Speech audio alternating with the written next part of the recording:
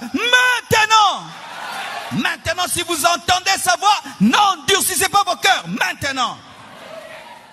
Oh, il ne faut pas déranger. Non, des fois à l'église, quand on prêche, les gens ne doivent pas avoir la paix. Ils doivent sortir en colère. Ils doivent même dire, ton personne m'a bon, c'est pourquoi un pasteur, tu dois avoir des économies. Un prédicateur de la sainteté, tu dois avoir des économies. Au cas où il se fâche. Oui. Tu ne dois jamais vivre au jour le jour. Tu ne dois jamais vivre. Si les fidèles donnent l'offrande, c'est quand tu payes la maison. Si les fidèles donnent les offrandes, c'est quand tu... Non.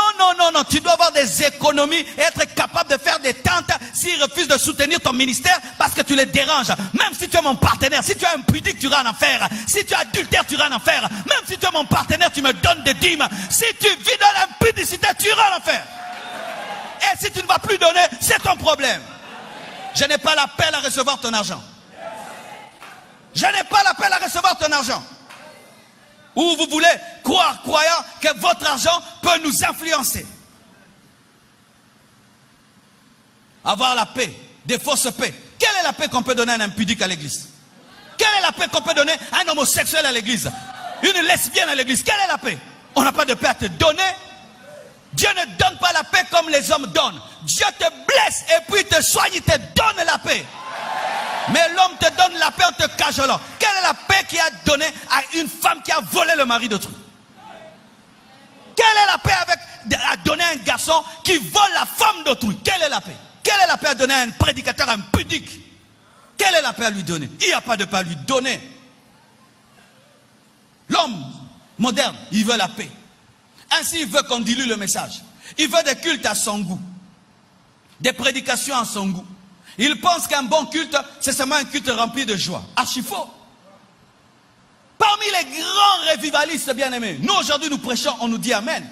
Eux, ils prêchent, on prend des œufs pourris, on lance sur lui, comme offrande. On les chassait même des territoires. Jésus a délivré un possédant, on l'a chassé de Gadara. On l'a chassé, offrande du prophète, chassé.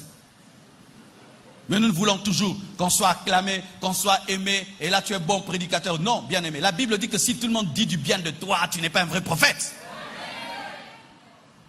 Si tu vas quitter cette église à cause de cela, bien aimé, moi je te dis la vérité. Au lieu que je puisse te dire que tout va bien dans ta vie, alors d'ailleurs, toi-même, tu sais que ta vie ne va pas bien, car un impudique se sent toujours mal à l'aise. C'est pourquoi les impudiques, quand ils commettent l'impudicité, vont toujours se laver.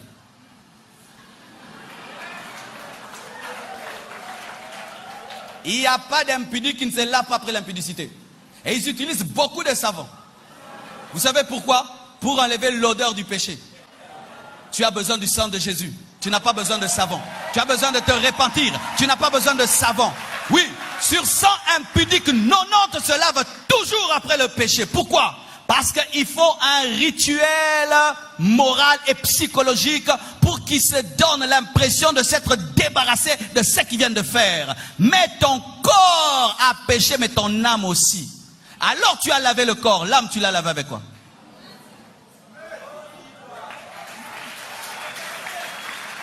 Déjà lui-même n'a pas la paix. En tant qu'impudique, il n'a pas la paix. C'est ainsi que pouvait avoir une femme, elle a tout, mais avec un mari d'autrui. Mais un jour, elle dit, j'arrête. Elle laisse la maison, les voitures, parce qu'elle n'a jamais eu la paix. Elle sait qu'elle est voleuse. Mais toi, maintenant, tu la rencontres, tu dis que tout va bien, alors qu'elle, elle sait que tout va mal.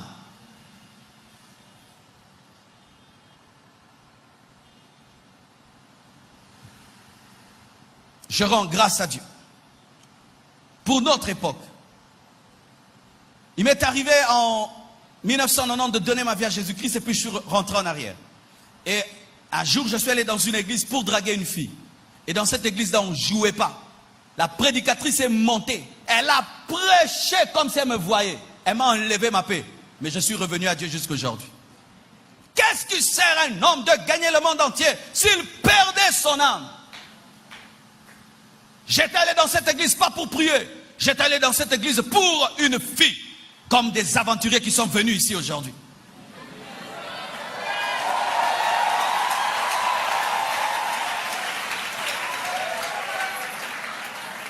Tu es un aventurier. Tu es vraiment un aventurier.